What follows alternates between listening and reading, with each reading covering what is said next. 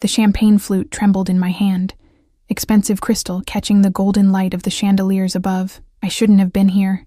The Sterling Hotel's grand ballroom was a cathedral of wealth I'd never belonged to. All marble columns and silk drapes that probably cost more than my entire year's salary as a catering server.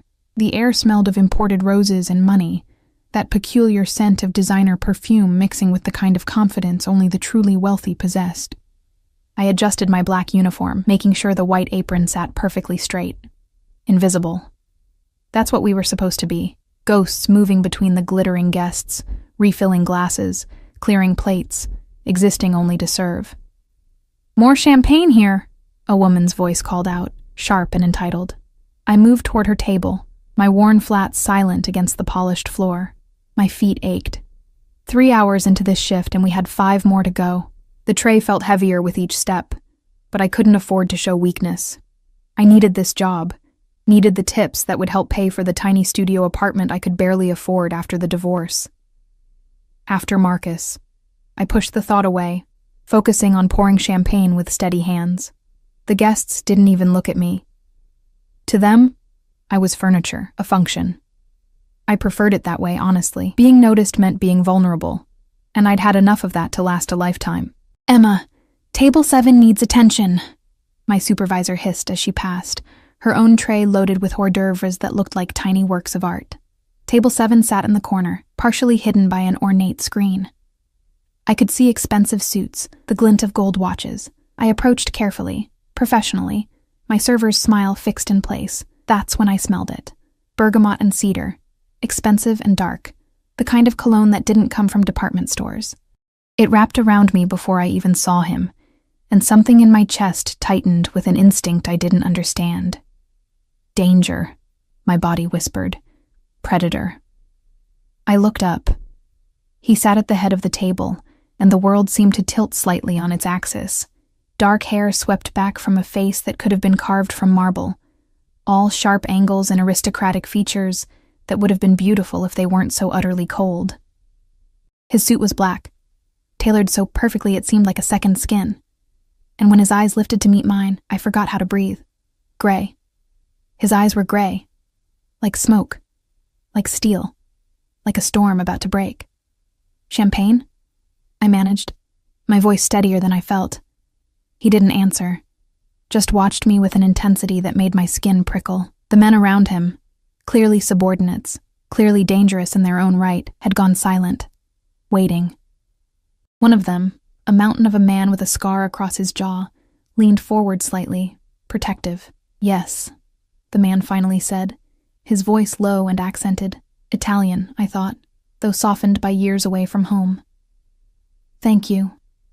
I poured, acutely aware of his gaze tracking every movement. My hands didn't shake. I wouldn't let them. I'd learned to be steady under scrutiny, under pressure, under the weight of being found lacking. Marcus had taught me that lesson well. "You're new," he observed, and it wasn't a question. 3 months, I replied, keeping my tone neutral, professional. "Don't engage," I reminded myself. "Just serve and move on." And before that, I glanced up, surprised by the personal question. His gray eyes held mine, and I saw something flicker in their depths. Curiosity, maybe, or something darker. Something possessive that made no sense for a stranger. "Before that doesn't matter," I said quietly. His lips curved, just slightly. Not quite a smile. "Doesn't it?" Before I could respond, chaos erupted at the ballroom entrance. Raised voices, the sound of someone arguing with security. I turned, my body already tensing with the need to escape conflict, to disappear. But I couldn't move, because walking through the doors, red-faced and clearly drunk, was Marcus. My ex-husband spotted me immediately, his eyes lighting up with malicious glee. "Emma!" he shouted, loud enough that nearby conversation stopped. "There you are. Look, everyone. My ex-wife serving drinks like the help she always was." Heat flooded my face. Shame, anger, humiliation, all of it crashing over me like a wave. I set down the champagne bottle carefully, precisely, buying myself time to breathe. "Marcus, you need to leave," I said quietly, aware of every eye in the room now turning toward us. Leave? I'm a guest here, sweetheart. Unlike you. He stumbled closer, and I could smell the whiskey on his breath. Business is good. Real good. Not that you'd know anything about that, would you? I took a step back, my hip bumping against the table behind me. The table where the gray-eyed man sat, still watching, still silent. Marcus's gaze dropped to my left hand, and his smile turned cruel. Where's your ring, Emma? Oh, that's right. You gave it back. Couldn't even keep a husband, could you? Couldn't be enough. The words hit like physical blows. Old wounds, carefully scabbed over, ripping open. I wanted to disappear, to sink through the floor, to be anywhere but here. Sir, you need to leave now. Security appeared, 2 large men flanking Marcus. But he wasn't done. He never was. You know what's funny? He said, his voice carrying across the silent ballroom. I heard you're still alone, still worthless, still... That's enough. The voice came from behind me, low and cold and absolutely commanding. I felt him before I saw him, that bergamot and cedar scent. The heat of him close. Too close. The gray-eyed man had stood, and suddenly the air itself seemed to change, to thicken with threat. Marcus's smile faltered. Who the hell? You will leave, the man said, each word precise and sharp as a blade. Now. It wasn't a suggestion. It was a fact, delivered with such absolute authority that even drunk, even belligerent, Marcus took a step back. The security guards moved forward, their hands on Marcus's arms, but their eyes were on the gray-eyed man, wary and respectful. Marcus was escorted out, still sputtering protests, but his voice faded into insignificance.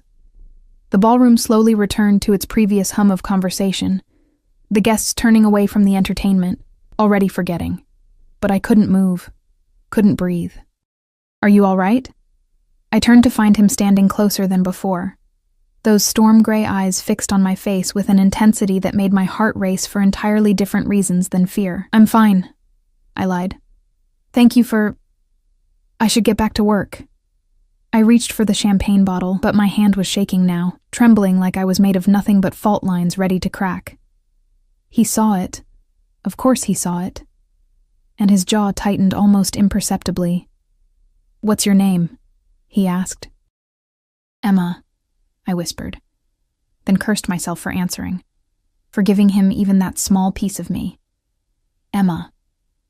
He said it like he was tasting it, rolling it around in his mouth to feel its shape. I'm Dante. I nodded, not knowing what else to do. My supervisor was watching from across the room, her expression stern. I was causing a scene, breaking protocol, failing. I started. Have dinner with me. The words hung between us, impossible and absurd. Men like him didn't ask women like me to dinner.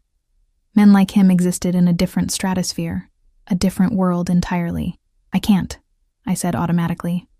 Why not? Because... I gestured helplessly at my uniform, at the ballroom, at the vast gulf between us that should have been obvious.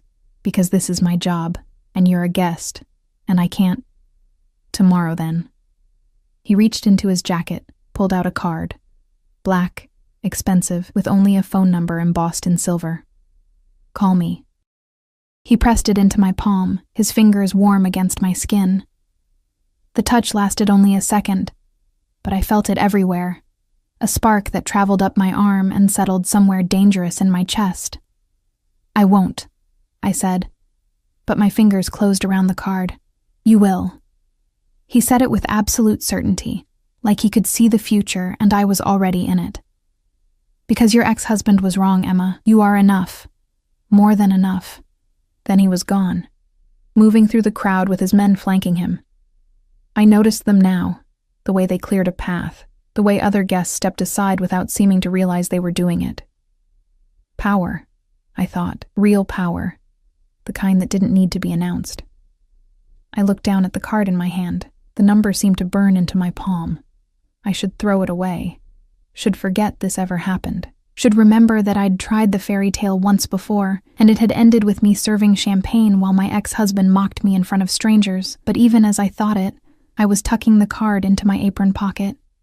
Even as I returned to work, my hands finally steady, I could still feel the ghost of his touch on my skin. Even as I told myself I would never call, I knew I was lying, because Dante had looked at me like I was visible, like I mattered, like I was something more than just the broken pieces Marcus had left behind. And God help me, I wanted to feel that way again. The rest of the shift passed in a blur.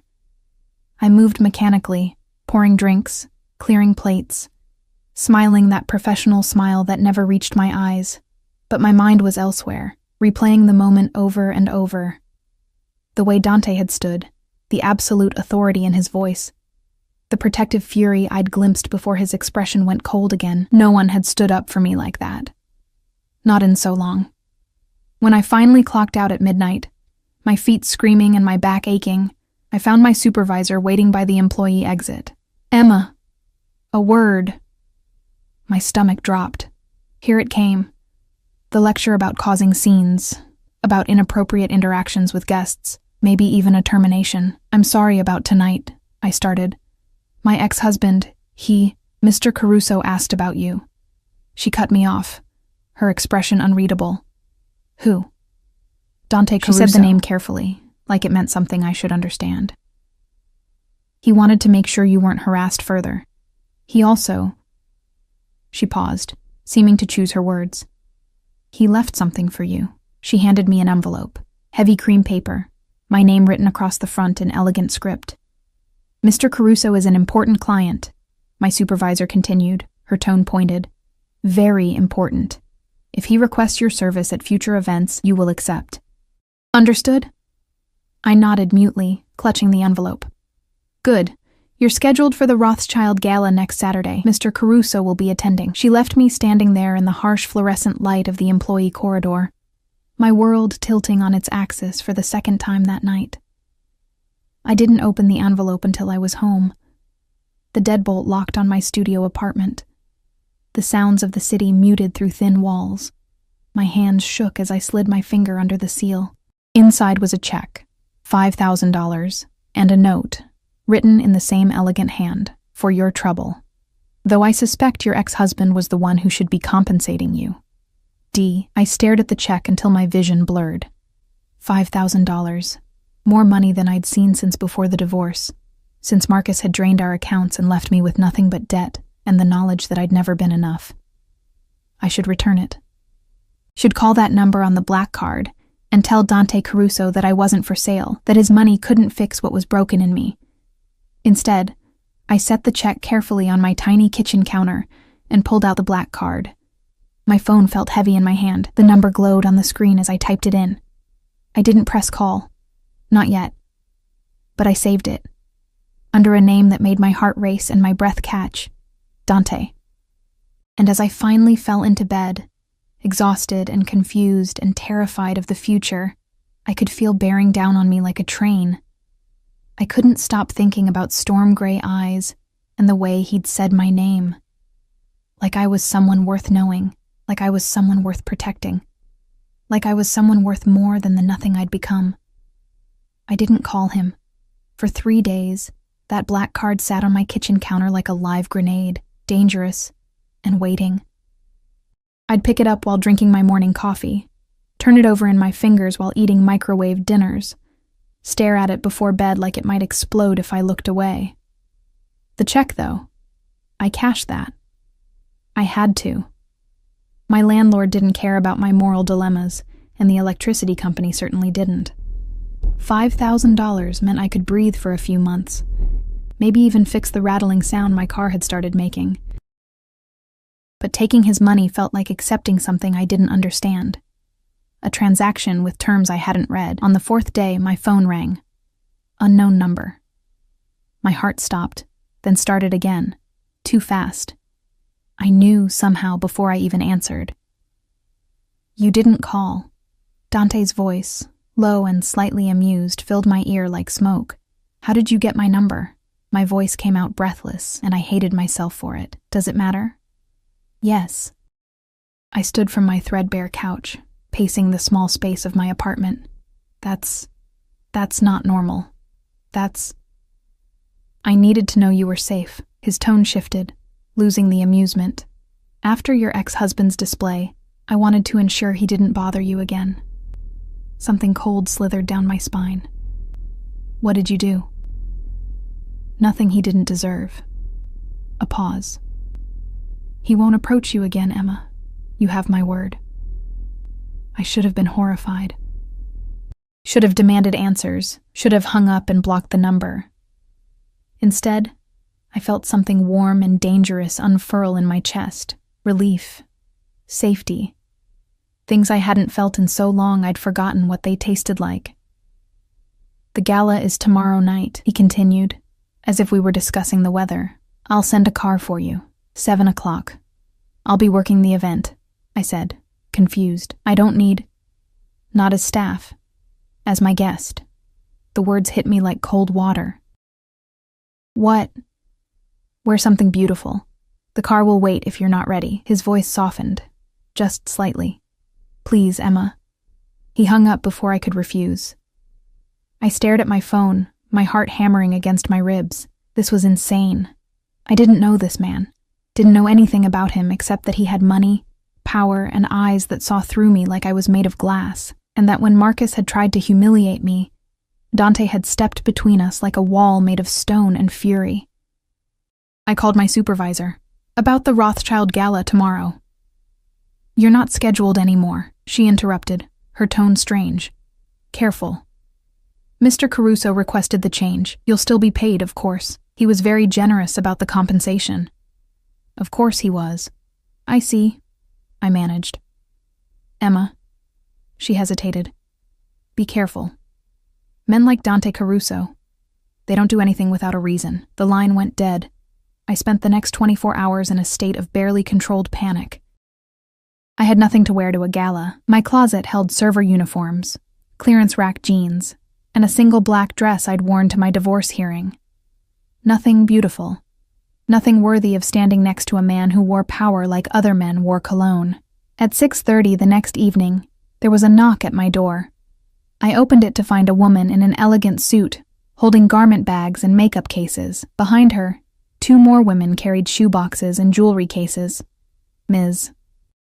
Emma Hart?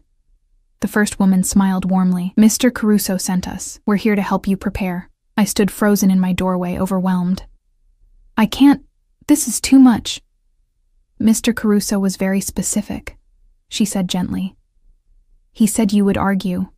He also said to tell you that refusing would hurt his feelings, and that he's not accustomed to having his feelings hurt. Despite everything, I felt my lips twitch. Manipulative bastard. Fine, I heard myself say. Come in. They transformed my tiny apartment into a salon. The dress they pulled from the garment bag made my breath catch. Deep emerald silk that shimmered like water, elegant and simple, and probably worth more than my car. The shoes were Louboutin. The jewelry was... I didn't even want to know. When they finished, I barely recognized the woman in my bathroom mirror. My dark hair fell in soft waves. My skin glowed. My eyes looked wider, more vibrant against the emerald silk. I looked like someone who belonged in Dante's world. I looked like someone Marcus would regret losing. The thought came unbidden and made me flinch. At exactly 7 o'clock, my phone buzzed. The car is here. D. I took a breath, grabbed the small clutch they'd provided, and headed downstairs. The car was a Mercedes, black and sleek, and probably armored, though I didn't know enough about these things to be sure. A driver in a crisp suit opened the door, his eyes professional and carefully blank. The interior smelled like leather and that bergamot cedar scent I'd come to associate with danger. With Dante. The drive took 20 minutes through evening traffic. I watched the city pass outside the tinted windows, my hands twisted together in my lap. What was I doing? This was crazy. I should tell the driver to turn around. Should run back to my safe, small life where I understood the rules, but I didn't. The Rothschild mansion was lit up like a jewel box, all golden light and classical architecture. Guests in designer gowns and tuxedos climbed the wide steps, and I felt my courage falter. The driver opened my door. Mr. Caruso was waiting inside Ms. Hart. I forced myself to move, to climb those steps on shaking legs.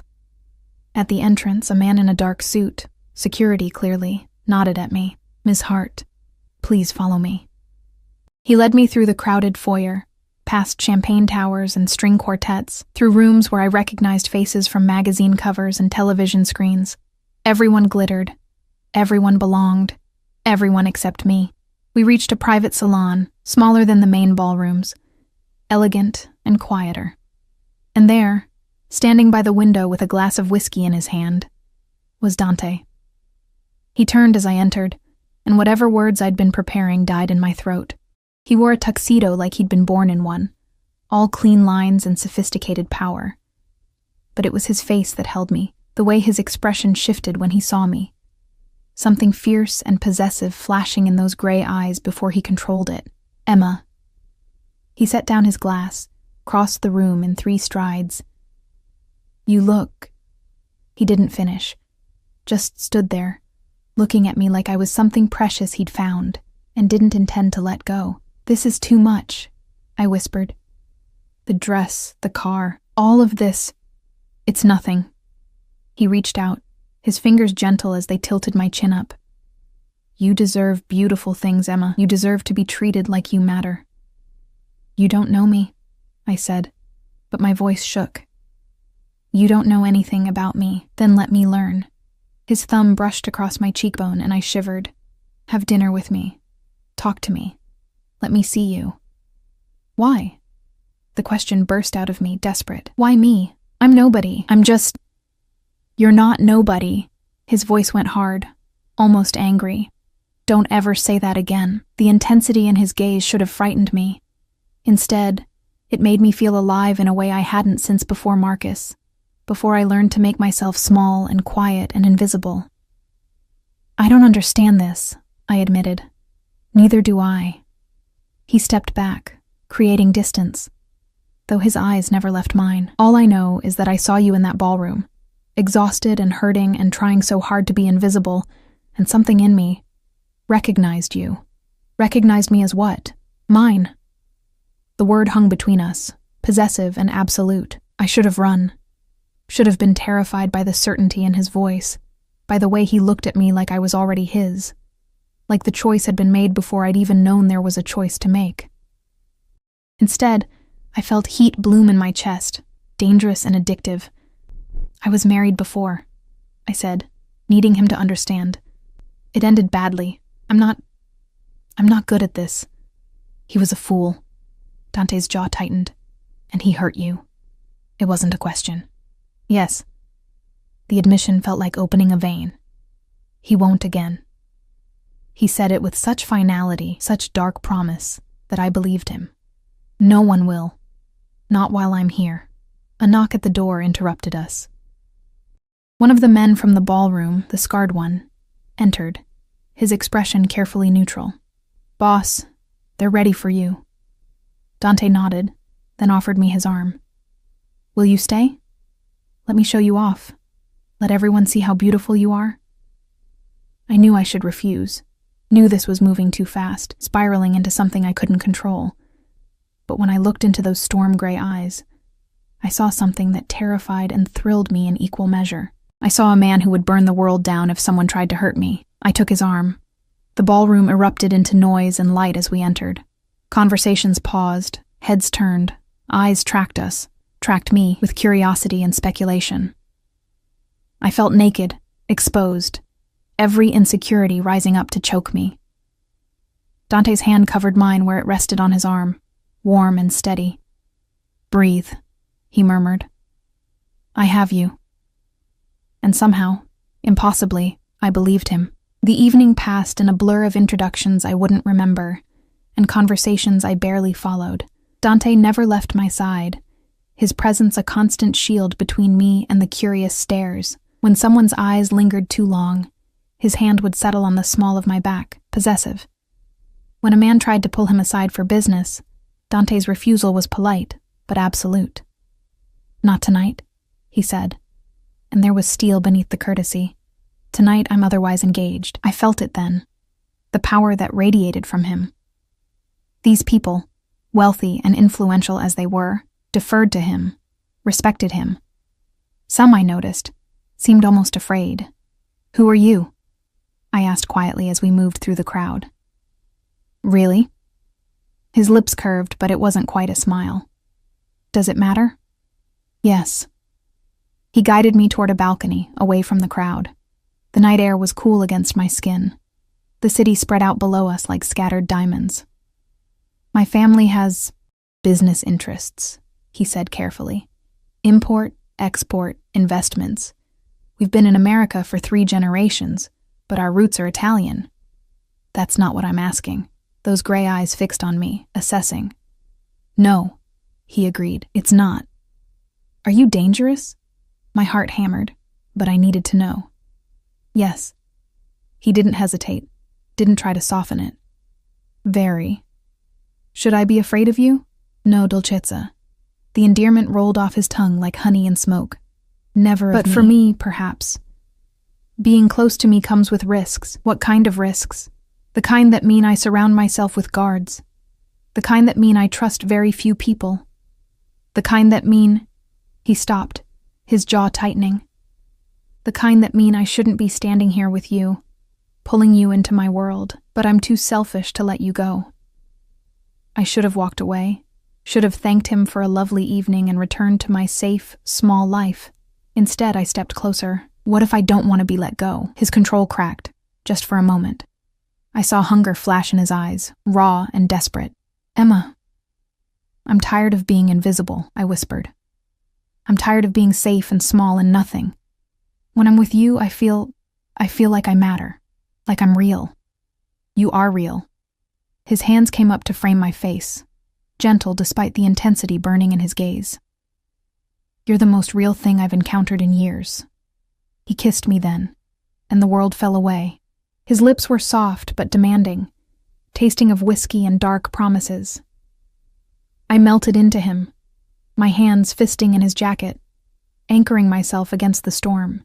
He kissed me like he was starving, like I was air and he'd been drowning, and I kissed him back with all the desperate loneliness I'd been carrying for so long. When we broke apart, both breathing hard, his forehead rested against mine. "Come home with me," he said roughly. "Let me keep you safe. Let me—" "Yes." I didn't let him finish, didn't want to hear all the reasons this was insane. "Yes." His eyes closed, like I'd just given him something precious. "You don't know what you're agreeing to, then show me." He pulled back, studying my face with an intensity that should have been uncomfortable. "If you come with me, Emma, I won't want to let you go. You need to understand that. I'm not a casual man. I don't do temporary." "Good." The words surprised us both. "I'm done with temporary. I'm done with men who make me feel like I'm disposable." "You're not disposable." His voice went hard, almost violent. "You're precious. You're—" He seemed to struggle with the words. "You're mine. From the moment I saw you, you were mine." It should have terrified me, that possessive certainty. Instead, it felt like coming home. "Then take me home," I whispered. His smile was slow and dangerous and full of dark promise. "As you wish, Dolcezza." Dante's home wasn't a house. It was a fortress, disguised as a mansion. The car wound through iron gates that closed behind us with an ominous clang, past security checkpoints hidden in manicured gardens, up a private drive lined with trees that blocked any view from the street. The building itself was modern and imposing, all clean lines and dark glass that reflected the night sky like obsidian. "You live here alone?" I asked, my voice small in the quiet luxury of the car. "Not alone." Dante's hand covered mine on the seat between us.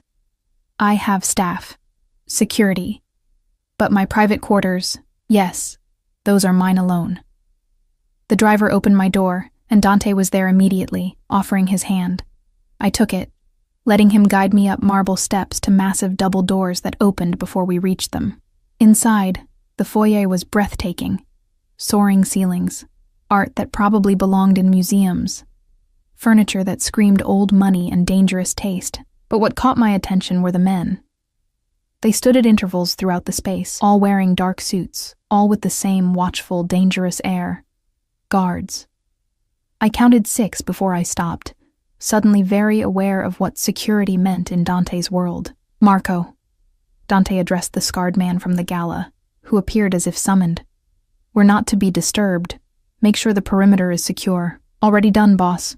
Marco's eyes flicked to me, assessing but not unkind. "Miss Hart."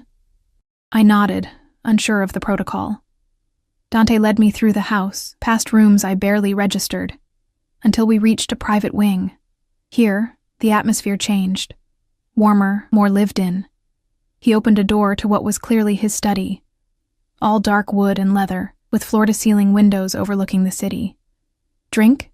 he offered, moving to a bar that probably cost more than my car. "Just water, please." My voice shook slightly.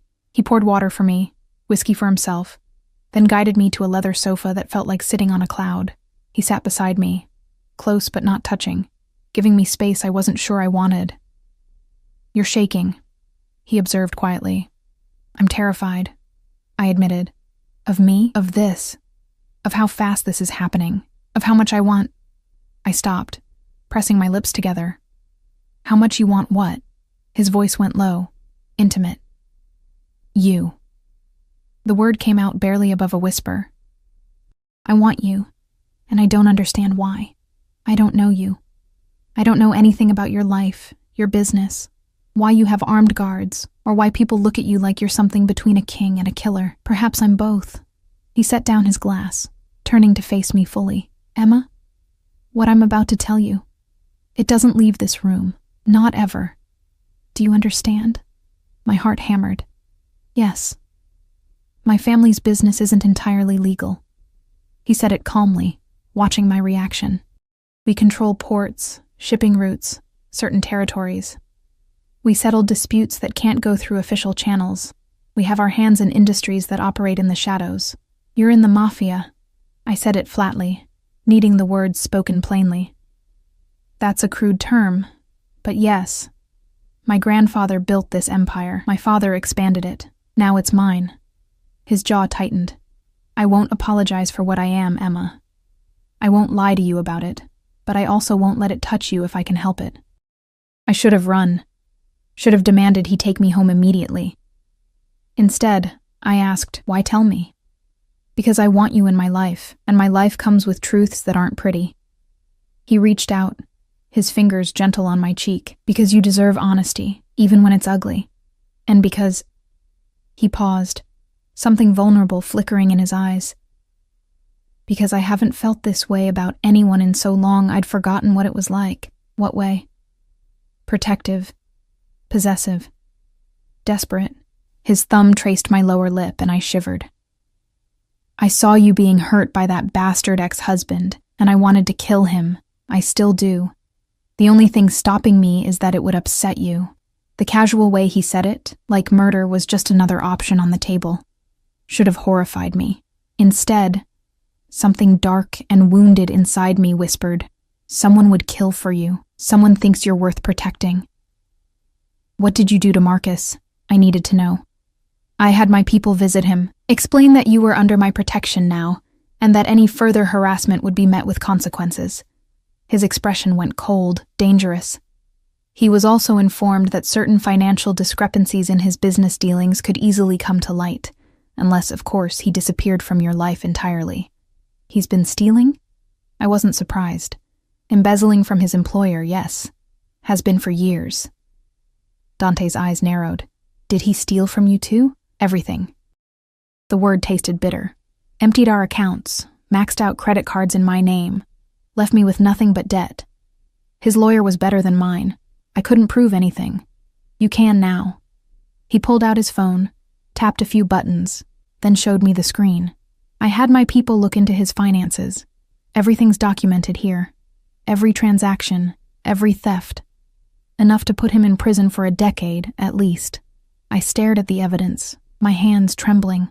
"How did you—" "I have resources, and I take care of what's mine." He said it simply, like it was obvious. "Say the word, Emma, and he'll face charges. Or say another word and he'll simply disappear. Your choice." The power he was offering me was intoxicating and terrifying. Justice, served cold. by a man who played by rules I didn't understand. I just want him gone, I whispered. I just want to never see him again. Done. Dante set his phone aside, his attention returning fully to me. He won't bother you. Ever, I believed him. God help me. I believed every word. Why me? The question I'd been holding back finally escaped.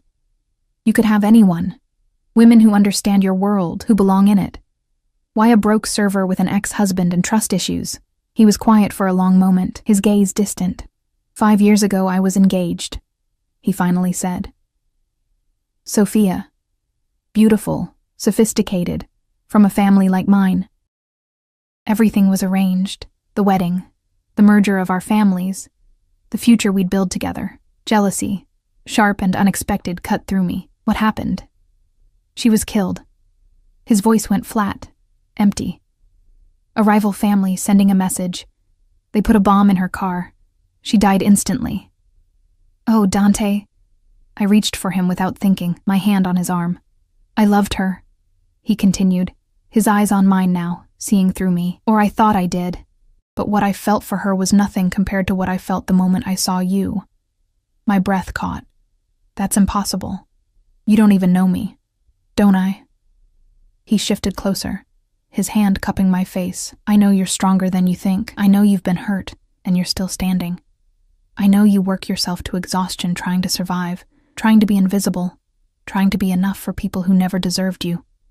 His thumb brushed away a tear I didn't realize had fallen. I know that when you smile, really smile, it's like the sun coming out, and I know that I will burn this entire city down before I let anyone hurt you again.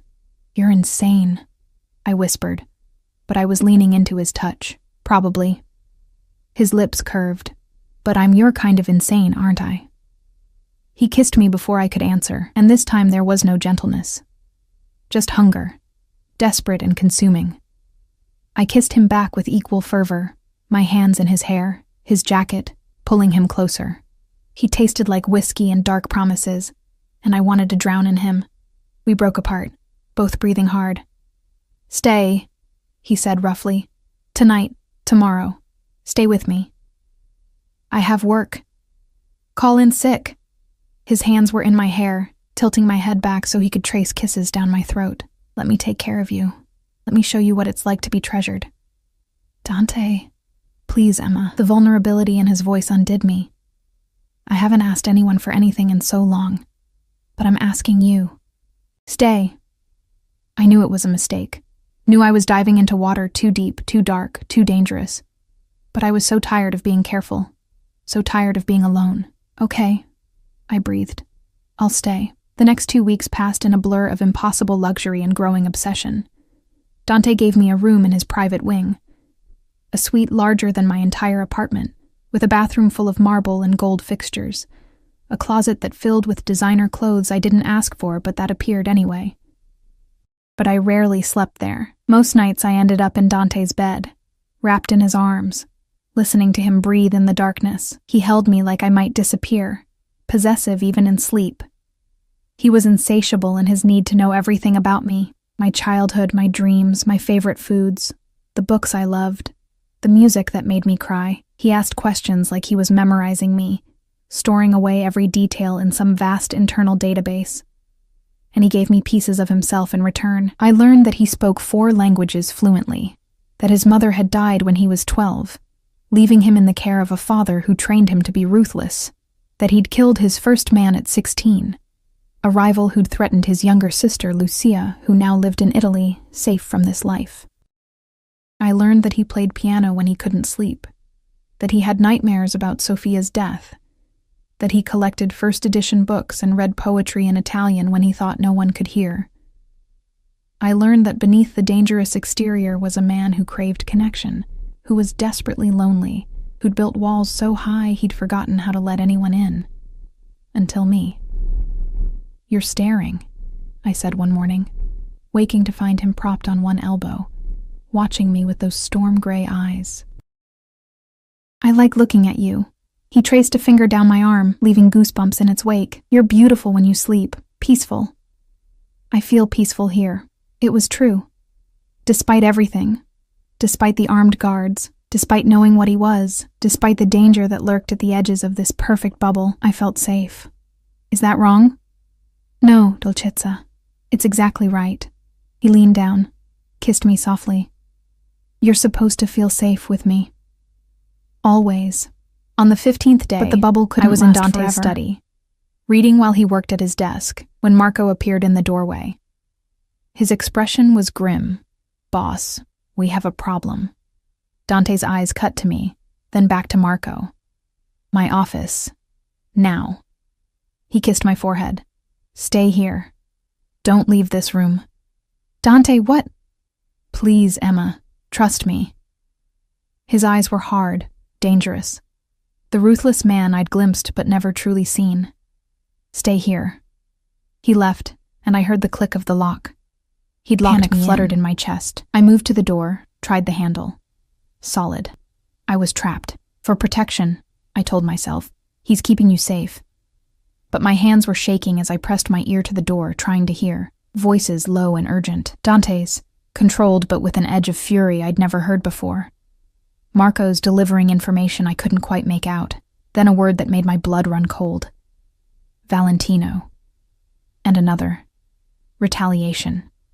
I backed away from the door, my heart racing. This was real. The danger, the violence, the world Dante lived in. It wasn't just theory anymore. It was here, pressing against the walls of our perfect bubble. 20 minutes later, the lock clicked. Dante entered, his expression carefully controlled. But I could see the tension in his shoulders, the fury burning in his eyes. What happened? I asked. Nothing you need to worry about. He moved to pour himself a drink, his movements precise. Don't do that. I stood, crossing to him. Don't shut me out. You said you'd be honest with me. His jaw tightened. A rival family made a move against one of my operations. It's handled. Handled how? Emma. How, Dante? He slammed the glass down, making me flinch. Then his eyes went soft, horrified. I'm sorry. I'm sorry, Dolcezza. I didn't mean to. He reached for me, and I let him pull me close. I would never hurt you. Never. I know. And I did. But I need to understand what I'm part of now. What being with you means. He was quiet for a long moment, his arms tight around me. It means you're a target, he finally said, his voice rough. It means that anyone who wants to hurt me will see you as a weakness. It means I have to keep you surrounded by guards, locked away, protected every second. He pulled back to look at me. It means I should let you go, send you back to your safe, normal life, before someone uses you against me. Is that what you want? My voice shook. No. The word was torn from him. God help me, no. I want to keep you here, locked in this house where nothing can touch you. I want to chain you to me so you can never leave. I want... He stopped, his control cracking. I want you more than I've wanted anything. And it's going to get you killed. Then teach me, I said, my hands on his face making him look at me. Teach me how to survive in your world. Don't lock me away like I'm made of glass. Trust me to be strong enough. His eyes searched mine, desperate and afraid and hungry. You don't know what you're asking. Yes, I do. I rose on my toes, kissed him hard. I'm asking you to let me choose you. Danger and all. I'm asking you to stop trying to protect me from you and start teaching me how to protect myself. Emma, I love you. The words fell between us like stones, heavy and irrevocable. I know it's too soon. I know it's crazy, but I love you. And I'm not going anywhere. He stared at me like I'd just given him the world and taken it away at the same time. Then he was kissing me, desperate and fierce, his hands in my hair, holding me like I was the only solid thing in his universe. I love you, he said against my lips, his voice breaking. Ti amo, Dolcezza. I love you so much it terrifies me. We didn't make it to the bedroom. The next morning, I woke to find Dante already dressed, standing by the window with his phone pressed to his ear. His voice was low, controlled, but I could hear the steel beneath it. I don't care what Valentino thinks he's owed. He crossed a line. A pause. Then make him understand, permanently, if necessary. He hung up, and only then seemed to notice I was awake. His expression softened immediately, the ruthless boss disappearing behind the man who loved me. "I didn't mean to wake you," he said, crossing to the bed. "Who's Valentino?" I asked, sitting up and pulling the sheet around myself. Dante's jaw tightened. "A problem I'm handling." "That's not an answer." He sat on the edge of the bed, his hand reaching out to tuck a strand of hair behind my ear. "Marco Valentino runs a rival family. We've had an uneasy peace for years, territories divided, operations separate. But he's been testing boundaries, pushing into areas that belong to me. And last night, he hit one of my warehouses, burned it to the ground."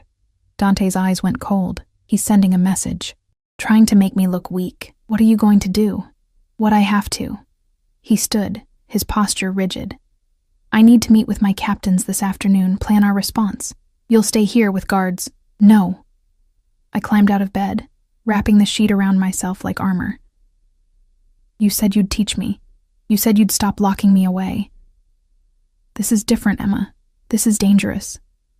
Everything about you is dangerous." My voice rose, frustration spilling over. "But I chose this. I chose you.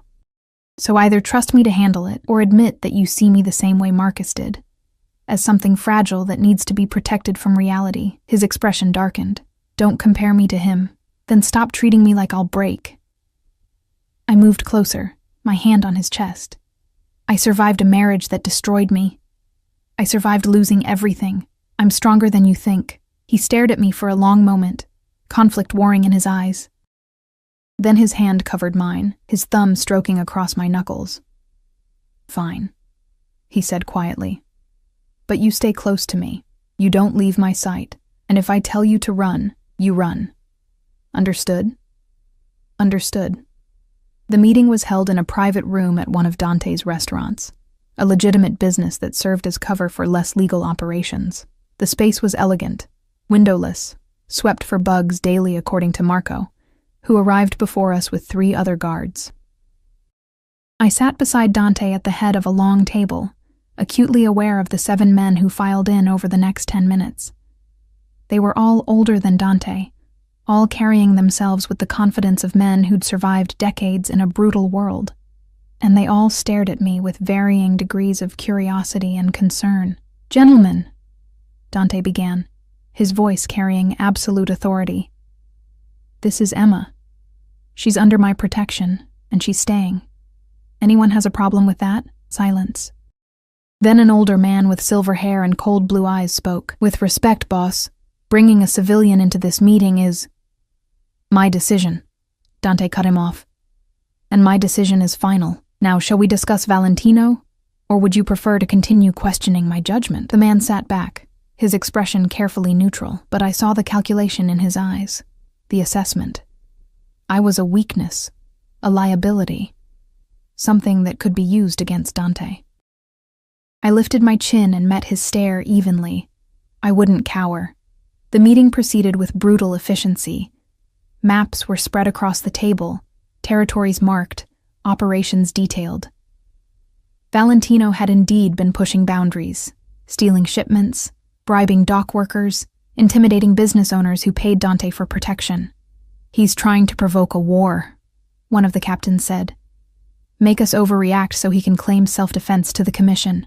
"Then we don't overreact," Dante replied calmly. "We respond precisely, strategically. Marco, I want surveillance on all of Valentino's operations. Every warehouse, every club, every safe house. I want to know where he sleeps, what he eats, who he's fucking." "Already in motion, boss. Good." Dante leaned back in his chair, his fingers drumming against the table. "We hit him where it hurts most. His money. The shipment coming in next week. The one with the pharmaceuticals. I want it intercepted." "That's 10 million in product," another captain said. "He'll have it heavily guarded. I don't care if he has an army." Dante's voice went cold. "I want that shipment, and I want him to know it was me who took it." They discussed logistics, guard rotations, timing. I listened, trying to understand the chess game being played, the careful balance of power and violence. Then the silver-haired man spoke again. "What about collateral damage? Valentino has a wife, kids." "We don't touch civilians," Dante said firmly. "We're not animals. This stays between soldiers." Relief flooded through me. Despite everything, despite the violence inherent in this world, Dante had lines he wouldn't cross. The meeting concluded an hour later. As the men filed out, several nodded to me. Respect, maybe, or at least acknowledgement. I'd sat through their war council without flinching. It was something. When we were alone, Dante pulled me close. "You're trembling." "I'm fine." I wasn't. My hands were shaking, my heart racing with the reality of what I'd just witnessed. Plans for theft, for violence, discussed as casually as business strategy. "You don't have to pretend with me, Dolcezza." His lips brushed my temple. "It's all right to be scared." "I'm not scared of you," I said truthfully. "I'm scared for you." His arms tightened around me. "I've survived this long. I'm not going anywhere. You can't promise that." "No," he agreed quietly. "But I can promise that I'll fight like hell to come back to you. Every time." Over the next week, I watched Dante orchestrate his response to Valentino with the precision of a master tactician. Guards were repositioned, surveillance established, plans refined and refined again. He kept me close, as promised. I attended meetings, learned names and faces, began to understand the intricate web of loyalty and fear that held his organization together. And I saw the toll it took on him. Late at night, when he thought I was sleeping, I'd feel him leave the bed. I'd hear him in his study, on the phone, his voice low and hard. Sometimes I'd wake at 3 a.m. to find him at the piano, playing melancholy pieces that made my chest ache. "You need to sleep," I said one night, padding into the study in one of his shirts. "Can't." He didn't look up from the papers spread across his desk. "The shipment arrives tomorrow. Everything needs to be perfect." I moved behind him, my hands on his shoulders, kneading the tension I found there. "When was the last time you slept more than 3 hours?" "I'll sleep when this is over, Dante." "I can't afford mistakes, Emma." He finally looked up at me, and I saw the exhaustion in his eyes, the weight of responsibility. One wrong move, one miscalculation, and people die.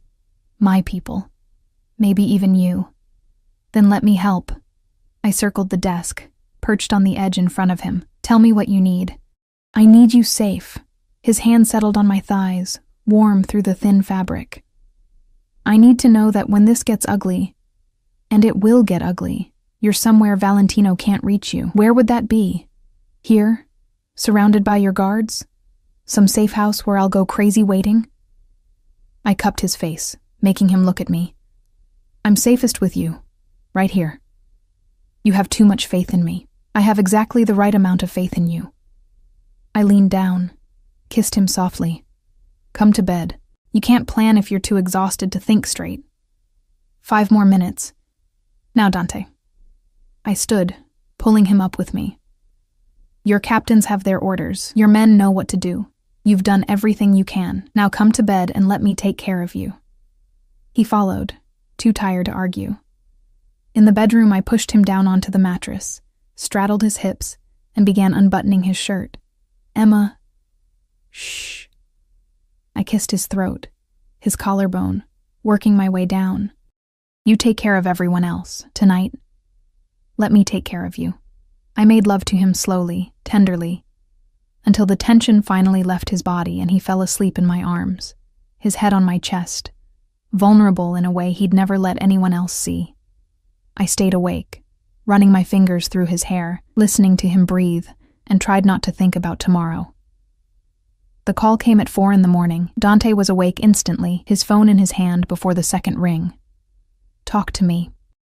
I sat up, my heart hammering as I watched his expression go from focused to furious. "When?" A pause. "How many?" Another pause, longer this time. "I'm on my way." He was already moving, pulling on clothes with practiced efficiency.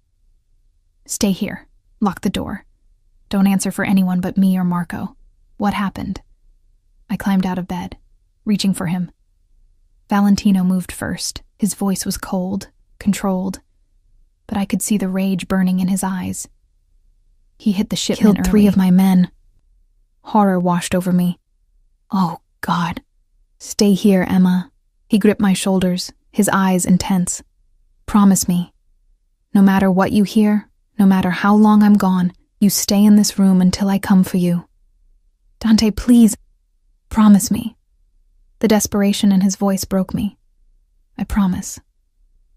He kissed me hard, desperately, like he was memorizing the taste of me. Then he was gone, the door closing behind him, the lock clicking into place. I was alone. I paced the room like a caged animal, my mind conjuring worst-case scenarios. 3 men dead, a war starting, Dante walking into danger because Valentino had outmaneuvered him. Hours passed. Dawn broke, painting the sky in shades of pink and gold that felt obscene given what was happening. My phone buzzed. A text from an unknown number. He should have stayed away from what's mine. My blood ran cold. I stared at the message, my hands shaking. Then another came through. A photo. Of me. Taken yesterday, walking through Dante's garden with guards flanking me. Taken from outside the property, from a distance, with a high-powered lens. Valentino knew where I was, knew what I looked like, knew that I mattered to Dante. I was exactly what Dante had feared. A weakness, a target. The phone buzzed again. Another message. Tell him to back down, or you're next. I should have been terrified. Should have called Marco. Should have hidden. Should have done anything except what I actually did. I called the number back. It rang twice before a man answered. Well. The little girlfriend has some spine after all. If you want to send Dante a message, I said, my voice steadier than I felt, send it to him. Leave me out of this. But you're the whole point, sweetheart. Valentino's voice was smooth, cultured, dangerous. Dante thinks he can take what's mine? I'll take what's his. Fair is fair. I'm not a thing to be taken. No? He laughed. Then what are you? His whore? His pet? A little nobody he picked up to amuse himself? The words hit like slaps, echoing things Marcus had said, things I'd believed about myself for so long. I'm the woman he loves, I said quietly, and if you think threatening me will make him back down, you don't know him at all. It'll just make him come for you harder. Silence. Then, you might be right about that, which is why I'm not going to threaten you, sweetheart. I'm going to take you. Today. Maybe I'll send him back pieces. Maybe I'll keep you for myself. Haven't decided yet. The line went dead. I stood frozen, the phone in my trembling hand, as the full weight of my situation crashed down on me. I'd just painted an even bigger target on my back. And Dante wasn't here to protect me. I was alone, locked in a room, waiting to be prey. For the first time since meeting Dante, I understood true fear. Not fear of him, but fear of what loving him would cost, and I understood something else too. I wouldn't hide, wouldn't cower, wouldn't let Valentino use me as a weapon against the man I loved. If he wanted me, he'd have to come get me, and I'd make sure he regretted it. I grabbed my phone, dialed Marco's number, and prepared for war. Marco answered on the first ring. Ms. Hart, are you? Valentino just called me, threatened me. He's planning to take me today. The words tumbled out, my voice shaking but clear. He knows where I am. He has photos of me. A string of Italian curses exploded through the phone. Stay in the room. I'm sending men to your location now. Don't open the door for anyone except me. I'm calling the boss. No. The word surprised us both. Dante is dealing with the aftermath of the attack. He doesn't need this distraction right now. With respect, Ms. Hart, you are his priority. He'll want to know. And when he finds out, he'll do something reckless. He'll come back here, leave himself exposed. Maybe get killed because he's trying to protect me instead of protecting himself. My hands were shaking, but my mind was clear. How long until you can get here? 10 minutes. Maybe less. Then we have 10 minutes to make this place a fortress. I moved to the window looking down at the grounds. What do I need to do? Marco was quiet for a moment. Then, there's a panic room. In the closet, behind the mirrored door. The code is 0717, Dante's birthday. Get inside and lock it. It's bulletproof, soundproof. You'll be safe there until we arrive. I found the door, punched in the code with trembling fingers. It swung open to reveal a small room, maybe 8 feet square, with monitors showing security feeds, a phone, water, supplies, a bunker designed for exactly this scenario. "I'm in," I told Marco. "Good, lock it. Don't come out until you hear my voice." I started to close the door, then stopped.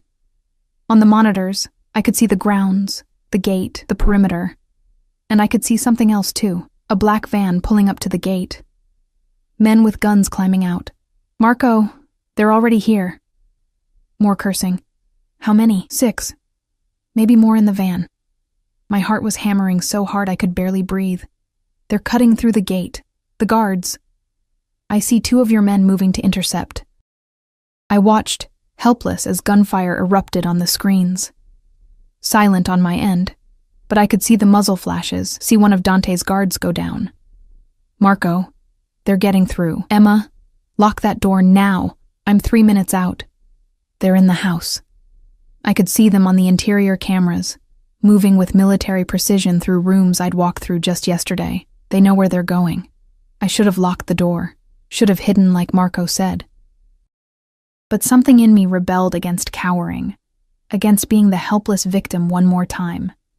I'd spent years being invisible, being powerless, being nothing, not anymore. I left the panic room, grabbed my phone, and looked around Dante's bedroom for anything I could use as a weapon, his closet. I pulled open drawers until I found what I was looking for, a gun. Small, elegant, deadly. I'd never held a weapon before. The weight of it in my hand was terrifying and empowering in equal measure. The bedroom door handle turned, locked. Then the sharp crack of someone kicking it. Once, twice. The wood splintered. I raised the gun with shaking hands, pointing it at the door as it burst open. 2 men entered, both armed, both moving with the casual confidence of professionals. They stopped when they saw me, surprise flickering across their faces. "Well," one of them said, smiling. "Boss said she had spine, didn't say she was stupid." "Put the gun down, sweetheart," the other one said, his weapon trained on my chest. "Before you hurt yourself. Get out." My voice shook, but I didn't lower the gun. "Get out of this house." "Can't do that. We have orders." The first man moved closer, slow and careful. "You can come easy, or you can come hard. Your choice.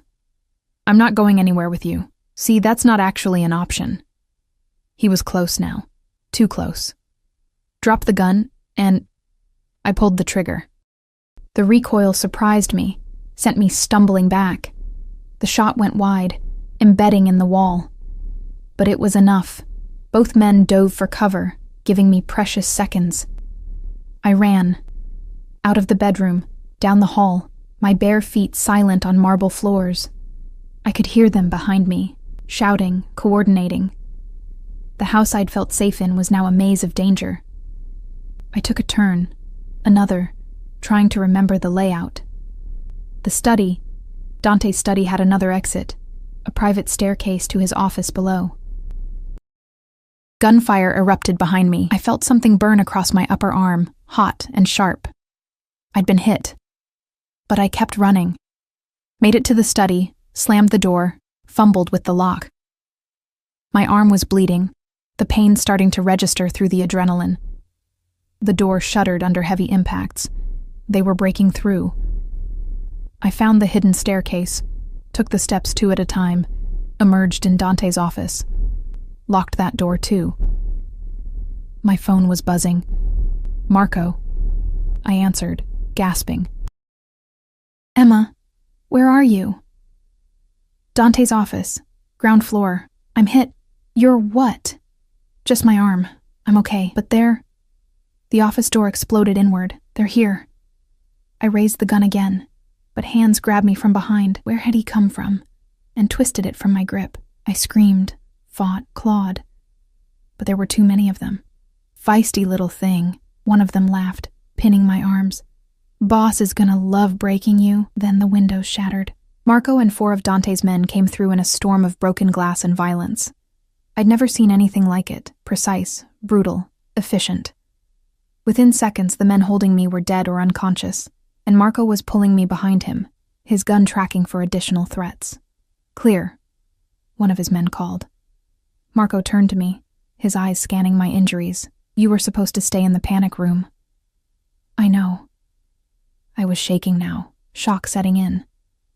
"I'm sorry, I couldn't hide. I couldn't—" "You shot at them?" He sounded almost impressed. "I missed. But you tried." He pressed a cloth to my bleeding arm. "That's more than most civilians would do. Boss is going to be—" He stopped, his expression shifting. "Ah, hell." I heard it then. The roar of engines, multiple vehicles screeching to a halt outside, doors slamming. And then Dante's voice, loud and absolutely furious. "Where is she?" He burst into the office like a force of nature, his suit splattered with blood that I prayed wasn't his eyes wild. Those gray eyes found me, took in the blood on my arm, the broken glass, the bodies on the floor, and something in him shattered. "Emma." He was across the room in 3 strides, his hands on my face, my arms, checking for injuries with shaking fingers. "Dio, Emma, what? You were supposed to be safe. You were supposed to—" "I'm okay." I caught his hands, squeezed them. "I'm okay, Dante. I promise." "You're bleeding." His voice cracked. "You're hurt." "Just a graze. I've had worse from kitchen accidents." He pulled me into his arms, held me so tight I could barely breathe. I felt him trembling, felt the fear and fury rolling off him in waves. "I should have been here," he said against my hair. "I should have protected you. You did. Your training, your guards, your panic room, it all protected me." I pulled back to look at him, and I protected myself too. "I'm not helpless, Dante. I'm not fragile. No." He touched my face like I was something precious and miraculous. "You're extraordinary." Marco cleared his throat. "Boss, we need to move. Valentino knows she's still here. He'll send more." "He won't send anyone." Dante's expression went cold, deadly. "Because I'm going to end this. Tonight." "Dante," I started. "No." He turned to Marco. "Take her to the safe house in Connecticut. Triple the guards. No one in or out without my authorization." "I'm not leaving you," I said firmly. "Emma, this isn't a discussion." "You're right, it's not." I stepped closer, my hand on his chest. "You said you wouldn't lock me away. You said you'd trust me to be strong enough. So trust me now. This is different. This is war." "Then let me be part of it." I could see him wavering. "Not in the fighting, not in danger. But don't send me away where I'll go insane wondering if you're alive. Please." He stared at me for a long moment, conflict warring in his eyes. Then he turned to Marco. "The meeting with Valentino, is it arranged?" "Yes, boss. Neutral ground, as requested. 2 hours." "Good." Dante's jaw tightened. "Emma stays with me until then. After—" He looked at me. "After, we'll see." The next 2 hours were a blur of organized chaos. Dante's men mobilized with military precision, weapons checked, vehicles prepared, strategies reviewed. I sat in his office, my arm bandaged by a doctor who appeared and disappeared without a word, and watched Dante transform into someone I barely recognized. Gone was the man who held me gently, who played piano in the dark, who looked at me like I was his whole world. This was the Mafia boss, cold, calculating, absolutely ruthless. "You can't go in there expecting to negotiate," one of his captains was saying. "Valentino crossed too many lines. He has to be made an example of." "I know." Dante's voice was flat, which is why I'm not going in expecting to negotiate. "Boss?" He touched what's mine. Dante's eyes were ice. "He sent men into my home. He hurt the woman I love. There's only one way this ends." My blood ran cold. "Dante, what are you planning?" He looked at me, and for a moment I saw the conflict return. "Something I should have done years ago. You're going to kill him." "Yes." He didn't flinch from it. "And anyone who stands with him, that'll start a war." "The war already started. I'm just going to finish it." He crossed to me, knelt so we were eye level. "I need you to understand something, Dolcezza. I've lived in this world my whole life. I've made compromises, kept peace, played by rules that men like Valentino see as weakness. But the moment he threatened you, all of that ended. I don't care about peace anymore. I don't care about the commission or the other families or the consequences. I only care about keeping you safe. Even if it destroys you, even then. He kissed my forehead. You're worth it. You're worth everything. Then don't go. I grabbed his jacket, desperate. Walk away. We can leave, start over somewhere he can't find us. He'll find us. Men like Valentino always do. His hands covered mine. The only way to keep you safe is to eliminate the threat, permanently. I wanted to argue, wanted to find some other solution, but looking into his eyes, I saw the terrible truth. He was right. Valentino wouldn't stop, wouldn't give up. Not until one of them was dead. Come back to me, I whispered. Please, Dante. Come back. Always. He kissed me, soft and lingering. I promise.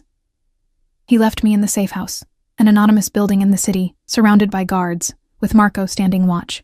The meeting was happening across town, in a warehouse on the waterfront. Neutral ground, supposedly. I paced, unable to sit, unable to think about anything except Dante walking into danger.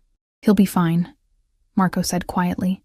The boss has survived worse. Has he survived walking into a meeting with someone who wants him dead? More times than I can count. We waited. Minutes felt like hours. I checked my phone obsessively, though I knew Dante wouldn't call, couldn't call. Not in the middle of... The door burst open. I spun, heart in my throat, gun in hand before I realized I'd grabbed it, but it wasn't an enemy. It was one of Dante's men, breathing hard, blood on his suit. It's done, he said. Boss says to bring her home. Valentino, Marco asked. Dead. Him and 6 of his captains. The rest surrendered. The man's smile was sharp. Boss sent their heads to the commission with a message. Anyone else who touches what's his ends the same way. I should have been horrified. Should have been disgusted by the violence, the brutality. Instead, I felt only relief. It was over. And the boss? I managed. Waiting for you. Dante was standing in his study when I arrived, staring out the window at the city lights. His suit was ruined, blood splattered across the expensive fabric. But he was alive, whole. Dante. I said his name like a prayer. He turned, and the cold, deadly boss disappeared. What remained was just a man, exhausted, relieved, desperate. Emma. He crossed to me, pulled me into his arms. It's over. You're safe. You're... His voice broke. I thought I might lose you. When Marco told me about the attack, that you'd been shot, I'm here. I held him tight. I'm safe. We both are. He pulled back just enough to look at me, his hands framing my face. I need you to understand what tonight means. What I did. The commission won't forget this. Other families will see it as aggression. There will be consequences. I don't care. Emma, I don't care. I repeated firmly. You kept me safe. You kept us safe. That's all that matters. It might mean we have to leave the city, go somewhere quiet, away from this life. He watched me carefully. Would you do that? Leave everything behind to be with me? I thought about my tiny apartment, my serving job, the life I'd built from nothing after Marcus destroyed me. It wasn't much. It had never been much. But Dante was everything. Yes, I said simply. Anywhere, as long as I'm with you. Something in his expression shifted. He reached into his jacket, pulled out a small box. My heart stopped. I bought this the day after I met you, he said quietly, opening it to reveal a ring, emerald surrounded by diamonds, elegant and perfect. I knew even then that I'd never let you go, that you were mine, and I was yours. And nothing else mattered. Tears blurred my vision. Dante, I know it's fast. I know it's insane. But marry me, Emma. Let me spend the rest of my life keeping you safe, making you happy, showing you that you're worth everything. He dropped to one knee, and my breath caught. Marry me. I thought about Marcus, about the cheap ring he'd given me and the emptier promises. I thought about how he'd asked where my ring was, mocking me for not being enough to keep. And then I looked at Dante, dangerous, obsessive, absolutely devoted Dante, and I knew. This was real. This was forever. Yes, I whispered. Yes, yes, 1,000 times yes. He slid the ring onto my finger, and it fit perfectly. Of course it did. He'd probably known my size from the moment he touched my hand. Then he was standing, lifting me into his arms, kissing me like I was air and he'd been drowning. Mine, he murmured against my lips. Finally, completely mine. Yours, I agreed. Always. 3 months later, we were married in a small chapel in Italy, with Dante's sister Lucia as my maid of honor, and Marco standing as best man. The ceremony was private, intimate, with only Dante's most trusted people present. I wore ivory silk and the emerald ring that never left my finger. Dante wore a tuxedo and an expression of such fierce possession that several guests smiled knowingly. When the priest said we could kiss, Dante pulled me close and whispered, "You're the best thing that's ever happened to me. Even better than taking over the family business," I teased. "Infinitely better." He kissed me softly. "You gave me something I'd forgotten existed. Hope, a future beyond violence and power plays. A reason to build something beautiful." We'd already started that building.